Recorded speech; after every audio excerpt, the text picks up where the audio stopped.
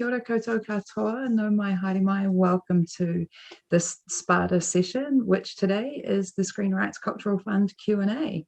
It's great to have you all with us. Just to start off, I am just going to talk a little bit about what the session is going to be before I introduce today's guests, and just, give you all a chance to know what to expect. So for this session, joining us today, we have Maha Ismail, who is the head of member services at Screenrights. So Maha is super passionate about helping people and communities to thrive. And as she told us in our prep meeting yesterday, the Cultural Fund is her baby. So Maha is going to give us an overview of the fund and its intentions, and then along with an idea of what kind of initiatives that it's designed to support. After that, I'll be inviting Sharlene, George and Alice Rubin from Sweetshop Green to introduce themselves. And then they'll share some experiences as recipients of the Cultural Fund with the new Pasifika Creators Accelerator Program. So with that in mind, I'd love to get into it. Maha, can I pass it over to you to introduce yourself and tell us a little bit about the Cultural Fund? Thanks, Ness. I'd like to begin by paying my acknowledging the Gweagal, Bidjigal and Gadigal people of traditional custodians of the land from which I join you today, and pay my respects to elders past, present and future. I extend that respect to all First Nations people. With that, thank you again, Ness. I'm really happy to be talking to all of you, and the more people the more great ideas and great people come into the Cultural Fund, the happier we are. As Ness mentioned, I am head of member services at Screenrights, and I sort of helped usher in the Cultural Fund, which we've now been running. This is year 5, so we've had 4 years of running the Cultural Fund, and I see that Benedict Reid is on this call. Hello, Benedict's been involved in the Cultural Fund with us. Thankfully, we have some great people from New Zealand who we do involve in the process. The Cultural Fund really is intended to do good. Hi, Alice. For the New Zealand and Australian screen industries, and it's intended to do good broadly, meaning, specifically to increase diversity, break down barriers to access in all senses. So access to content, technology, access to voices, access to credits, and just across the board, that is the point of difference for the Cultural Fund, which, relative to all other sort of funds available out there, looks quite small, but we've been fortunate enough to support a bunch of great projects over the last 4 years, and we feel like it has made a difference. We've supported 21 projects to the tune of almost 900,000 Australian dollars. And this year we have 250,000, 250,000 Australian dollars to roll out to applicants and projects in Australia and New Zealand. And we're hoping, we can see already signs that there are some great projects coming in. It's not, I think people understand at this stage now that it's not a production or development fund, so we can't fund any costs that go towards the development of content or production of content. I can talk in a sort of a more detailed way. If content is an outcome of the initiative, great, but if it's the point of the application, it basically will not pass the eligibility check. I don't want to take up too much time because I imagine everyone who's here has some questions. I'll talk a little bit more later about sort of standing out amongst the crowd and some moves that we've made this year, measures to help applicants. And we have somebody who's not on this call who's available to support applicants in packaging their applications. But I do want to hear from Sharlene and Alice, who are fantastic people that we've supported in the last round from Sweetshop Green for their new Pasifika Creators Accelerator Program. Which is unfolding as we speak. So I'd like to hand over to Alice and Sharlene, and I'll talk about how their application stood out, but please do talk about your experience in coming in with the application and rolling out your initiative. Alice and Sharlene, thank you. wondering who's going to start, Alice. Yeah. I'm not looking at you. Kia ora tātou. I'm Sharlene. I'm at Sweetshop Green. I work with Alice, and Alice is based in our Melbourne office of Sweetshop Green, and I'm based in Auckland. We were really lucky to be a recipient of the Cultural Fund last year. And I guess from our perspective, what we can do is Alice can perhaps explain a bit about how we put the how we packaged everything together, and then I can sort of talk more to what's happening at the moment, because we are at the beginning of our accelerator program. It was a program designed to mentor emerging Pacific filmmakers. And because of COVID, we were due to start in August last year, but because of COVID, we pushed a little bit. So, but let me hand over to Alice just to kind of talk about the mechanics of it, and then I can sort of fill in the detail. Thanks, Shah. Hi, everyone. I'm Alice Bergen. I'm coming from the lands of the Wurundjeri people, so I just want to acknowledge that and pay my respects to elders past, present and emerging, and recognise the unceded nature of this land. I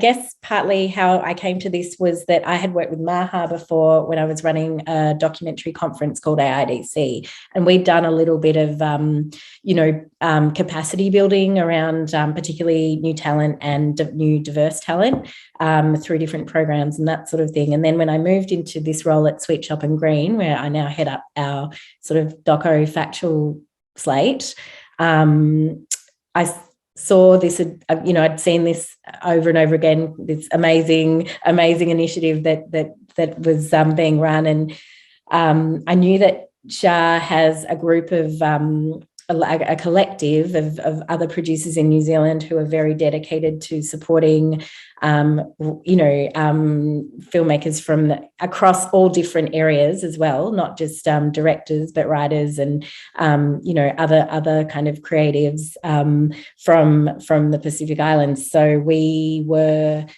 really thinking about what their needs were. I guess what I wanted to bring to this was trying to help them hone their idea around, the support they wanted to give into something really tangible and kind of easy to package and sell, and also have as measurable outcomes that were, weren't too onerous on either us or the people who are participating in the program. So we all really thought about what we wanted to do, and we knew that we wanted to provide upskilling. We knew we wanted to provide strong networks within kind of culturally relevant community, and we knew we really wanted to address a gap in sort of in not only in skills but also in terms of the perception, I guess, that there just weren't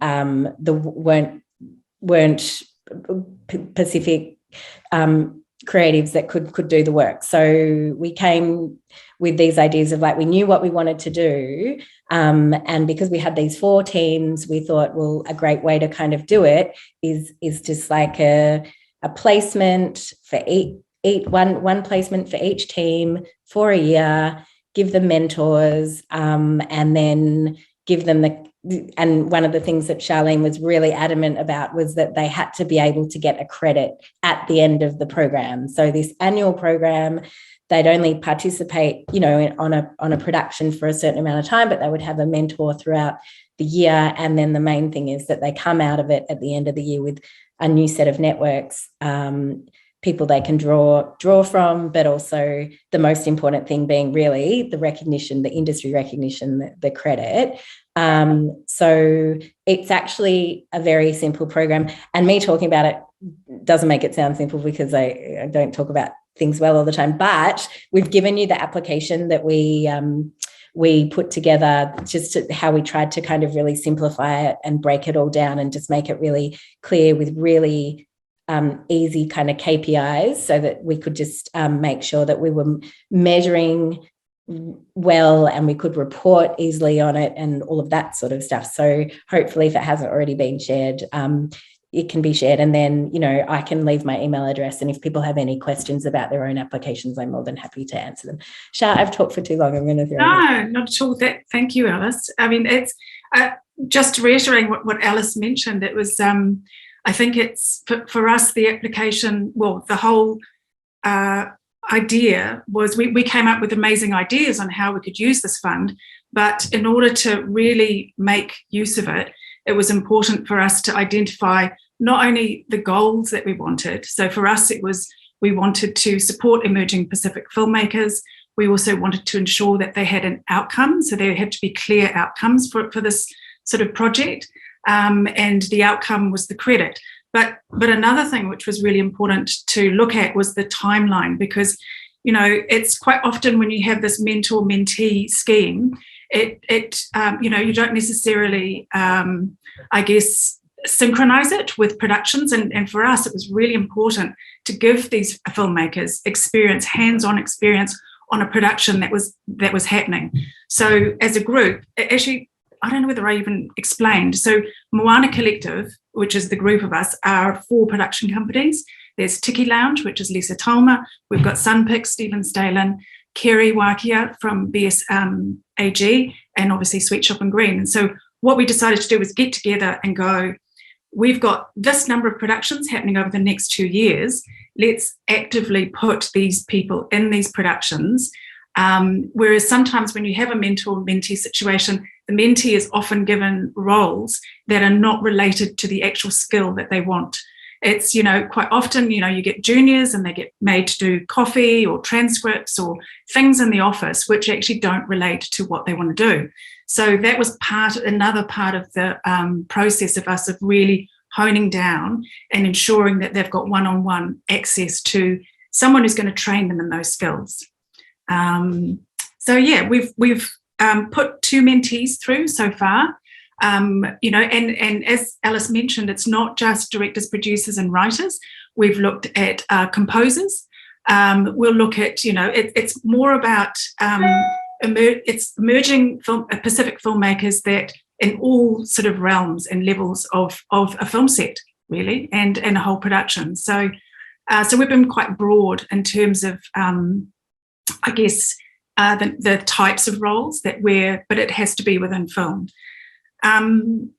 Yeah, does anyone have any questions? Or just before, I think, like I definitely think we would come to questions, but I thought it'd be great just to come off the back of that. And Maha, just for you to jump in and have a chat about how this specific initiative relates to some of the others that you've seen as well, in terms of what this fund has been used for by applicants so far. And so far, thank you all for sharing great information as well. Thank you. So we've seen, obviously, because it's not production or development funding that we do, we're not in that space. What we see is that there are a lot of initiatives around development of skills. So there's mentorships, placements, but there's also a difference in the scale. You know, we have organized sort of companies, cooperatives in the way that Sharlene's just described, but we also have smaller scale applicants as well. And I think they all are looking at basically, you know, solving a problem in terms of access in some way. That's the commonality there. The scale is different, but what they all offer is impact, you know, whether it's small scale or larger organizations coming to us that we've supported. They do all represent a level of impact that sort of rises above other things that we see, and it could be long-term or immediate. But, you know, like I'm not sure if everybody knows, but basically the delivery window for a cultural fund initiative is 2 years, which has been stretched like everything else during the pandemic. We have to be flexible like everyone else has had to be. So we've seen that change, that sort of flexibility, and we haven't had a whole lot of projects delivered because of the pandemic. But I think the common thing that we've seen, and maybe that's what I should talk about, the way that applications stand out is through their clarity of vision. Like any assessor looking at the application knows exactly what the outcome of the funding is going to be. You know, what will we receive at the end? So what will we be acquitting? What's the activity? Is it clear? And often that's not the case. So we don't get the difference between an effective application and one that sort of might represent a great idea, but it hasn't been pitched with clarity. It hasn't been delivered to us with any clarity. And so sometimes often we do go back to clarify certain points. But the ones that have tended to surface, to be seen a lot more,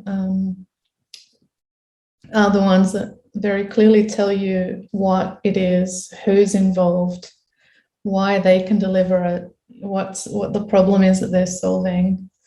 And, some of the key things, so aside from the clarity of vision and proposal and a demonstration that the applicant can do it if they're given the funds, is the budget, really. So we've realized that budget can be challenging.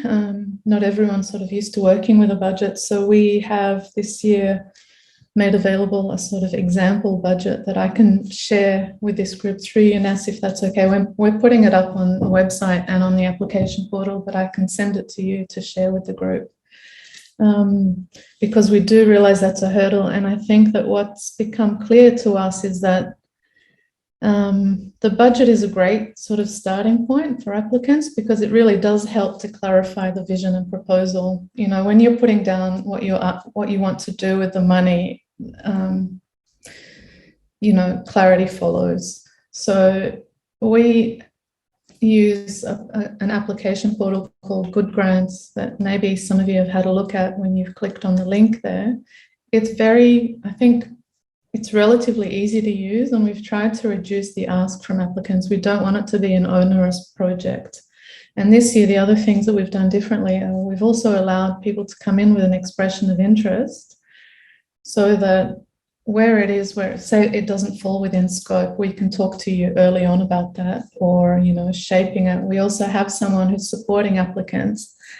If you go to our website, you'll see an EOI. So when you do an expression of interest, if it's an eligible project, we have someone whose name is Christina Alvarez who will contact you and set up a time to have a chat with you about packaging your application strongly, or clearly, setting out what it is that the assessors will be looking for. And we set out the criteria. I hope it's clear. It's quite broad. That's been a challenge in the past. People, it's not a prescriptive fund at all. So it really is a matter of surfacing good ideas that are achievable ideally within the 2-year time frame. So, the common things that stand out, if you have a look at all of the projects we've funded, they're about equity, diversity, regional access and voices. They are looking to solve a problem.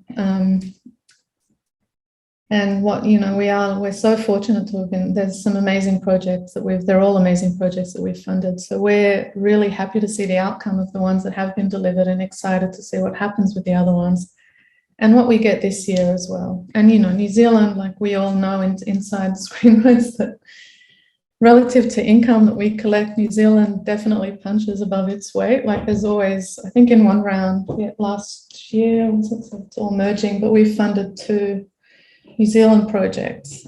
So I don't know it could be the competitive landscape, but often the New Zealand applications do stand out in terms of their strength of packaging, at least. That's wonderful.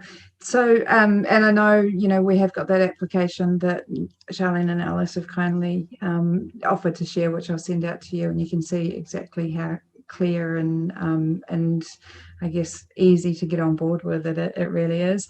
Sharlene, I just have a question based on what Maha said, which is, did you have this idea already, or did you discover the Screenrights grant or discuss it with Alice and then think, okay, how can I apply this to some of the things I'm seeing in the sector? Sort of a bit of both, actually, Ness. It was, so at the time we were starting the collective, Moana Collective, which is the group of Pacific Island production companies, had got together on a project which we were working with the New Zealand Film Commission. And what came out of that was that we identified that there was a lot to do within the project, and a lot to do in terms of the industry, and having enough voices at the table that were experienced from the Pacific region.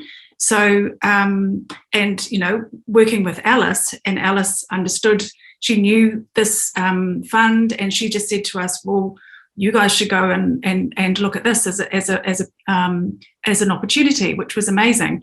Because what's, I guess, since dovetailed from that is that we're now looking at other initiatives together as a group, which we hope will sort of, I guess, continue after this opportunity to start it, really. So, yeah, it was a bit of both. It was identifying something that we really needed within our project, and that this was a way of being able to, it couldn't actually directly affect our project, but it was a way of helping to grow the industry, which, maybe in a year or 2 years' time, it would help us. Did that answer your question? Yeah, it really does.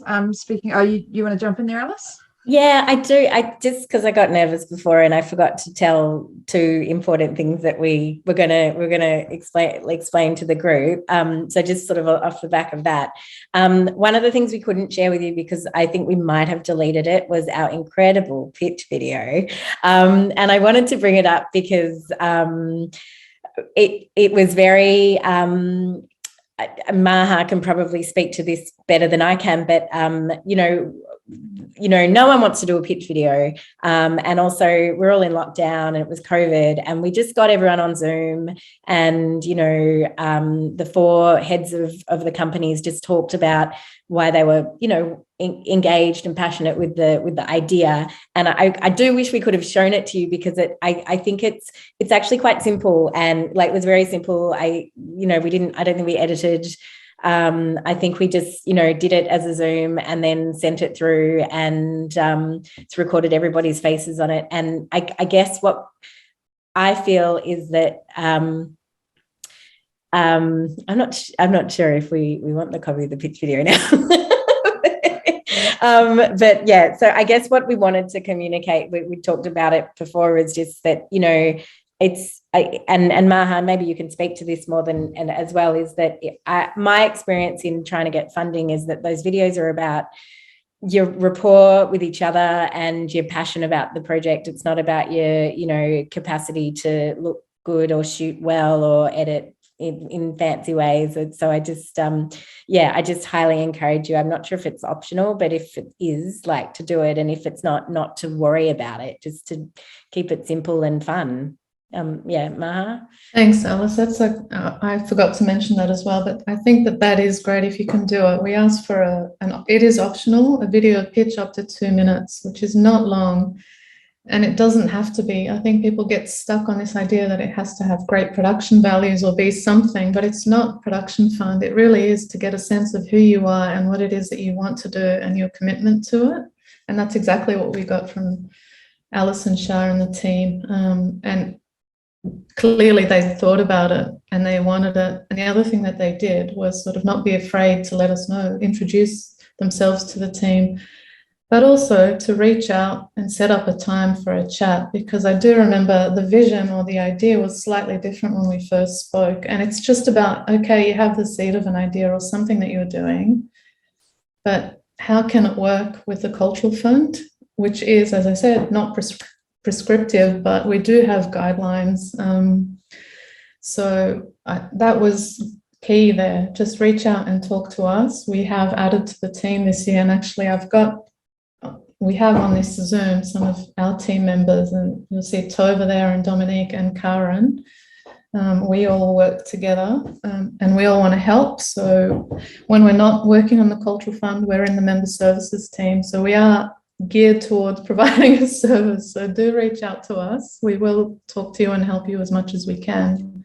And the great thing is there's still a couple of weeks remaining before applications close for the Cultural Fund. So there is time. because I was just gonna ask you a question. I know you've mentioned that this year you've brought someone specifically on board to help people with applications, and your focus very much there is for people who, are maybe either newer to the sector or newer to the process of writing applications, right? So at what point should someone get in touch with you?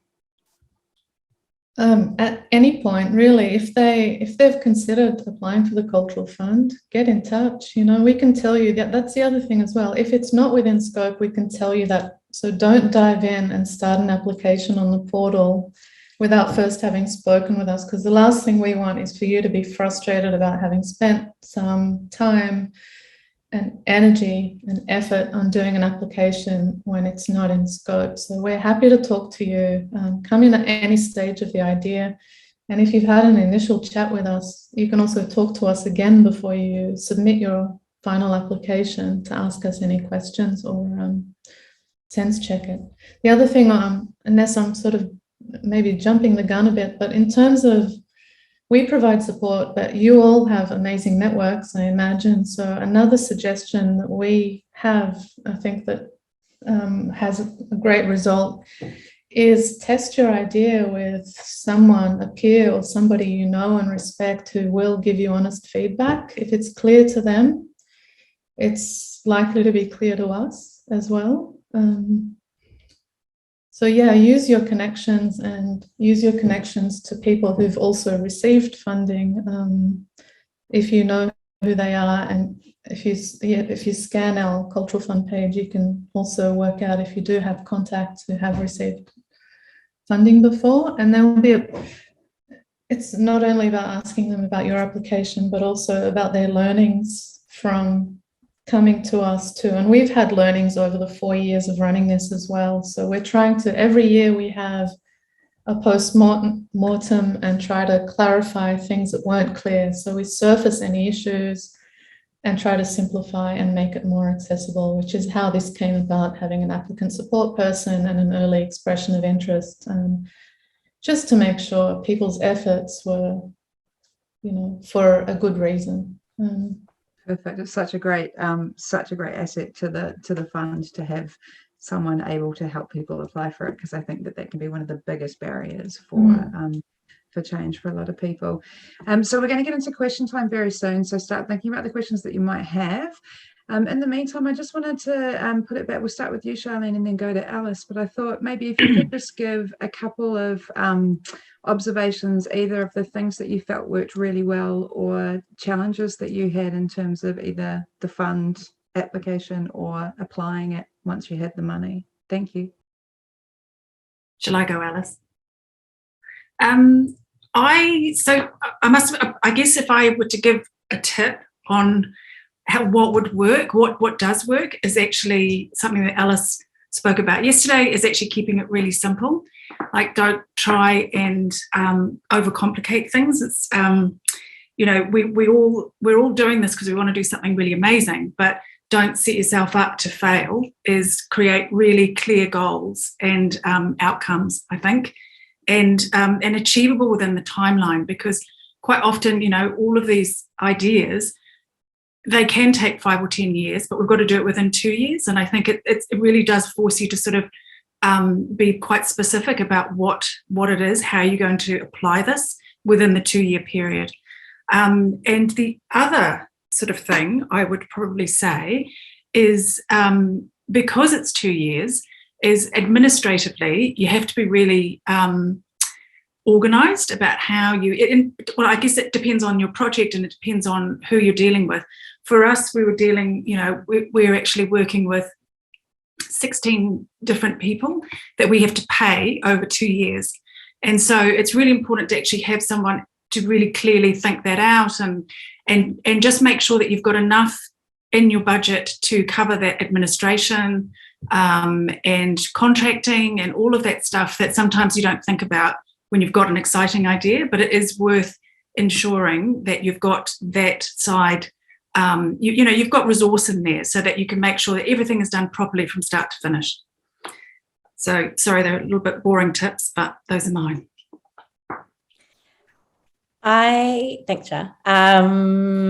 But one of the things, I guess, I am excited that we're doing that. We haven't sort of finished yet, but we are going to do a mid, like a 1 year. So we've got 2 years of funding. We're going to do the program is set to happen within a 2 year, like a year and then another year of cohorts.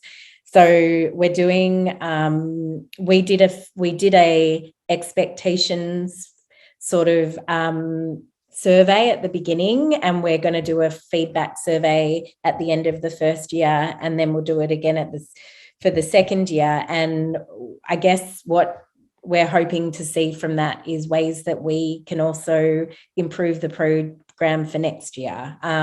So that's like something that I think it allowed us to understand what the expectations were for people going in, so we could tailor the program a little bit to their needs. And but B, I think, the first year is always horrible, messy, and we've got all the pandemic and lots of things going on as well. So it's we're I think it'll be really valuable for us to be kind of looking at the feedback and then tweaking the project. So I think the program. So I think that's something if that sort of suits the sort of program that you're applying for, that can be a good, and we just do it on Google Forms, so it's really easy. You can do it for free. So just okay. No, which is great. I just want to actually get you to elaborate a little bit on that, because when we had a quick catch up yesterday, you mentioned that your idea here isn't just for this one-off necessarily, that this is potentially something you want to continue. And I'm sure, Maha, you might have some thoughts about other programs initiatives that have done the same. But do you want to chat a little bit about that, Alice? Well, I mean, that's come from actually, I think one of the other team members had been doing some work with New Zealand On Air, kind of conversations, and then Shah can talk a bit about this. Do you want to talk about what New Zealand On Air are doing with their new strategy? I mean, that's sort of right at the early stages for me. So, but I guess what this program has enabled us to do is look at ways of linking with different initiatives that all dovetail into the same, which all have the same goal. So yeah, that's one initiative. Then there's also other things happening. But what it does is it allows us like a research period, if you like, where we can test this idea that that might grow into a 10-year plan. We don't know. It's an opportunity to kind of get something off the ground, and then we can look at the results after 2 years and go, okay, well, how can we grow this? Or was it a good idea, or was it a dumb idea? So I guess that's what we see as the benefit of being able to sort of start a program like this. Perfect. Yeah. And the hope, I think, just to expand on that, is that after that 2 years of funding, you've shown that you've got good enough outcomes to then be able to go to a funder that's maybe less, kind of wants to see something that's been in practice for a little while and wants those tangible results. So it's, I guess, less risk averse, right? So, that's what, I was saying to Shah, it would be so incredible if you could do it for 10 years and then look back and see, the 10 years of, it's like 40 people that you've supported through the program and where they were compared to where they are, and, that sort of stuff. It's incredible, and it's it's really satisfying. So hopefully we can continue. Maybe I'll definitely look forward to looking through that list of all the people that will have gone through your program then as well. I can imagine. I honestly think that it is, there is the need for it in terms of the capacity and the credibility and all that sort of stuff. So what you're building is quite special. And I think did you have something you wanted to say, Sharlene, to jump in there? No.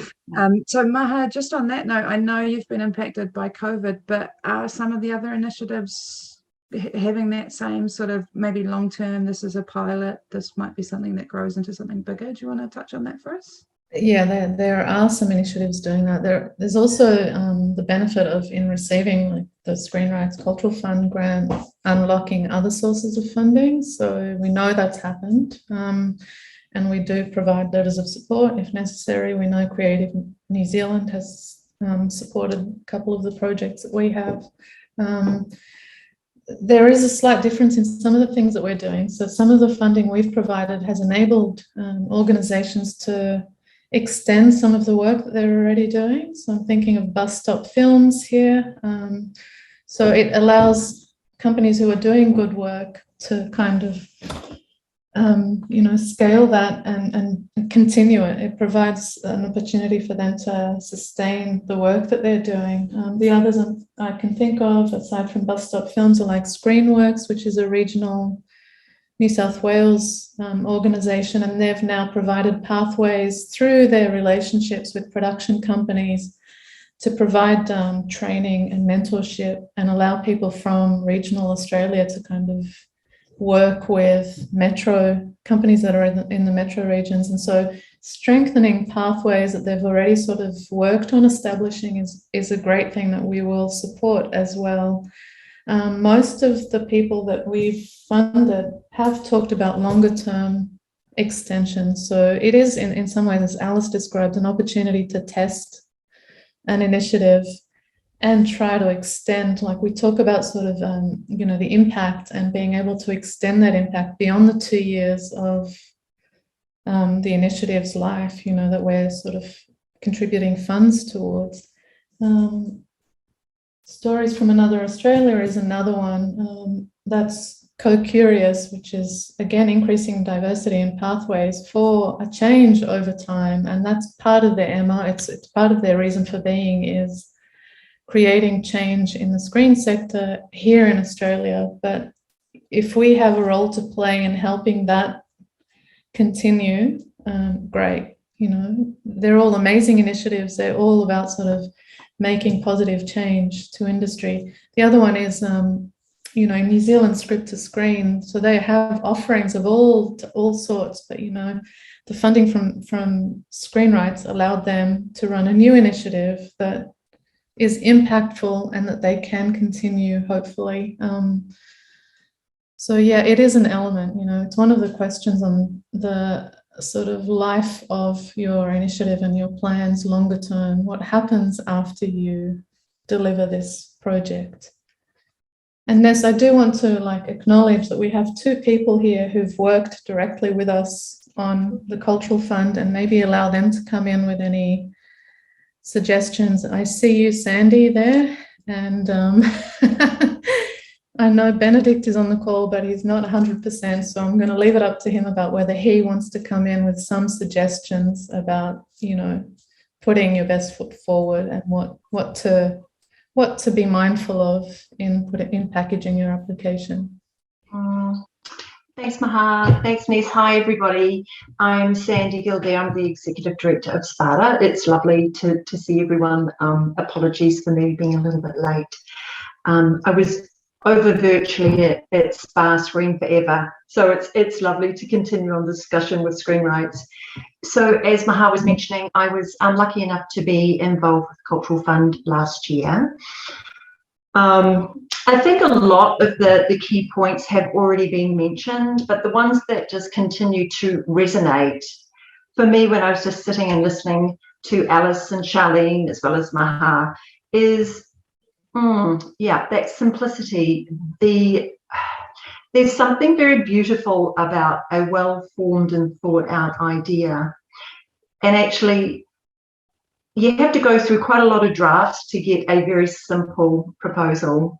But what it does speak to, once again, a very clear vision.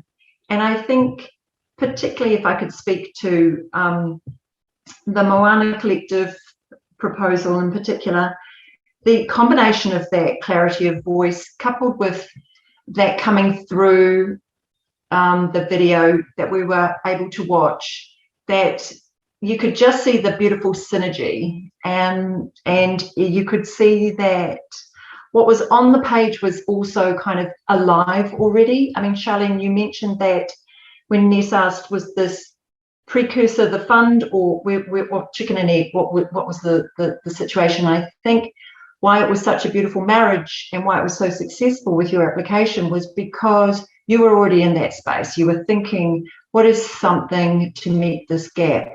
But what is something tangible? The idea of coming up with the year-long mentorship with a credit at the end of it is such a gift. As you say, lots of people do different types of mentorships, but it sometimes feels like such a, a square with a circle, and it never sticks, and people fall away, and there's never any enriching of that process. So also it speaks to the long-term nature. And I think, coming back to it, another thing for people to think about is it is very much what the Cultural Fund enables is space to dwell in this area of how can I help? How can I, or how could we? I think collaborating is a great idea. How can we come together and really build on our sector, which I think puts you in a very giving space, and it opens up your imagination a little bit more, because this funding is really, I think, an outward focus.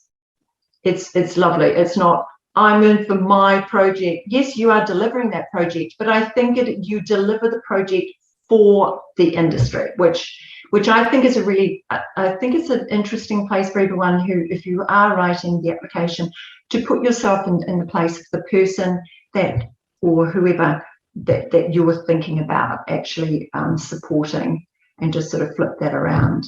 But yeah, just that clarity of voice and integrity of purpose, I think is really beautiful. So thank you. Super lovely. Thank you, Sandy.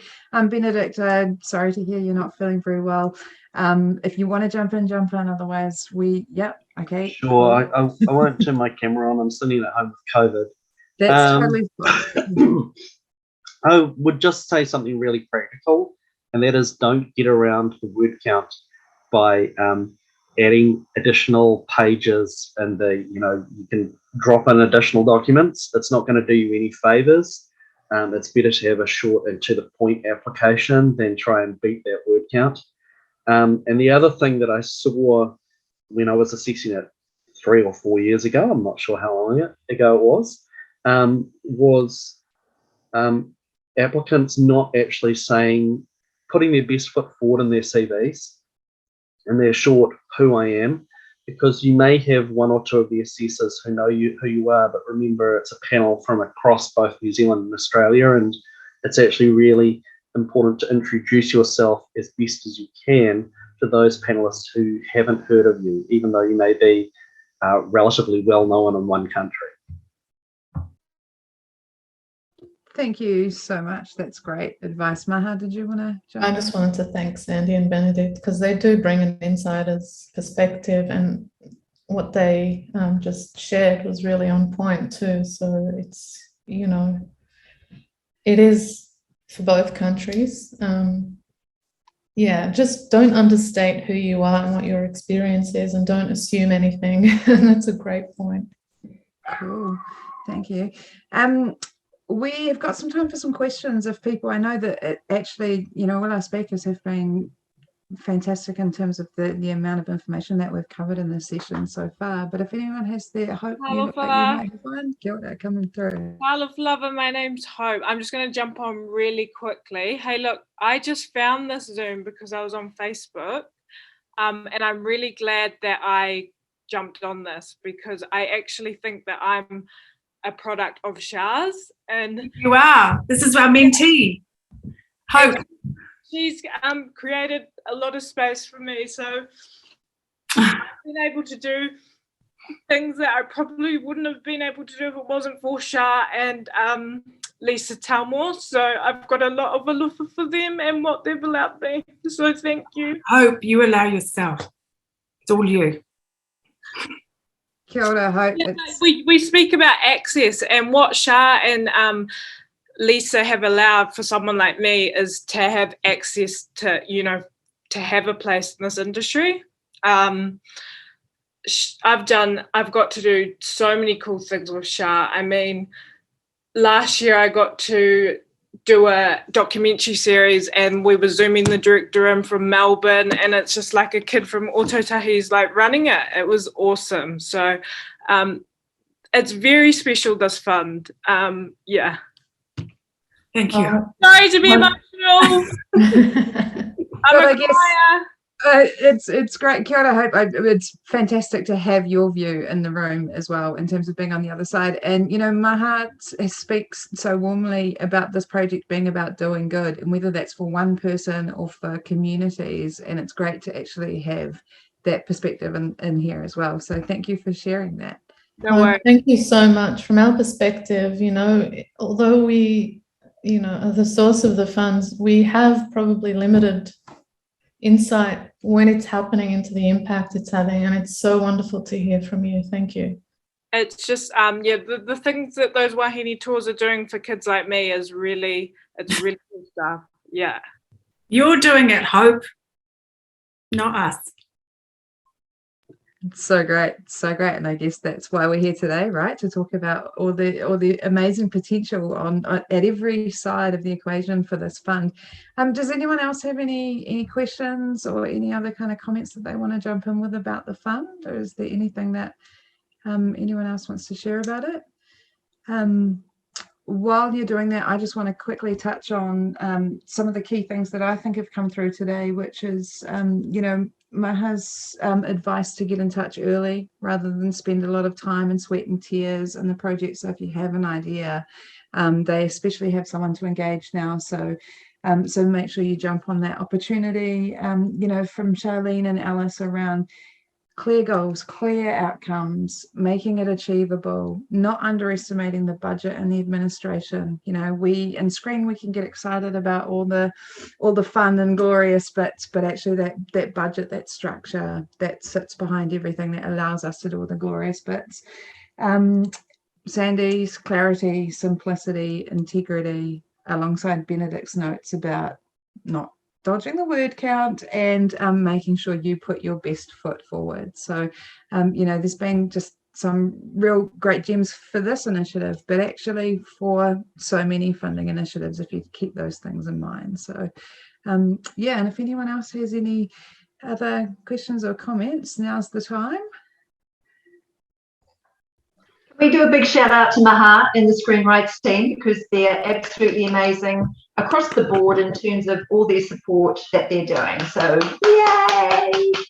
Thank you. And thank you to my team, and particularly Tova, who's on this call, but you cannot see her. She's a workhorse, and she's really the brains and the muscle behind everything that goes on with the Cultural Fund. Nice, Maha, thank you so much. I've just got this tiny pedantic point. Trust me to be pedantic. I was just looking at the I think it's the terms and conditions, and there's this thing about that if you're a successful applicant, you have to invoice within 7 days. Yeah, that's once we let you know that you're successful, we provide a letter of offer. Yeah. And then you basically sign that and provide an invoice with it, and that's just to allow us to roll out the funds to you. Okay. There's again, just incredibly pedantically, it says the 12th of August 2022 on in the terms and conditions. I think that might be, should that be the 22nd of August, which is 7 days after the 15th? I will have to look at that. It's a minor detail. It's got to be within those 7 days, otherwise you've blown it. That's the main point. I'll have a look at that. I don't know if Tova's got any insight there. I don't have it open, David, but I will have a look at it and correct it if there is an error in there. But my point is, if you're not around, say you're not getting your email for a week or two, and you miss that window of the 7 days, have you blown it? No. Look, it's a guide, in the end, it's a guide. I think we're reasonable people. Okay, thank you. And it really is, the intention is to fast track the rollout of the fund so you can start your work. That's the point of that. Okay, thank you. No problem. I don't know if there are any more questions, but I do want to thank Ness and Sandy for hosting this and always facilitating some really great sessions like this. They're such champions, and they're a great sort of asset to the New Zealand industry. So thank you, and to us, to the Australian New Zealand industry. Kia ora. Thanks, Maha. Honestly, this is one of my favourite parts of the job, being able to kind of connect and share the knowledge and the experience. And, you know, I think we just have so many talented, wonderful people in this industry that it's really nice to celebrate some of the stories and some of the opportunities whenever we get the chance. So, yes, I do enjoy this, but it does look like we are pretty much all done for questions. So I just once again want to thank you, Maha, for all your work on the fund, but also for making yourself available to really help people understand what it is and how to look at accessing it. And also to you, Alice and Sharlene, for sharing not just your thoughts and ideas here about your experiences, but also very generously sharing your application, which hardly ever happens in this area. And you know, for someone who's looking at what might it take for me to apply, that is just golden. So I really appreciate that. And to all of you for turning up today to be part of this conversation.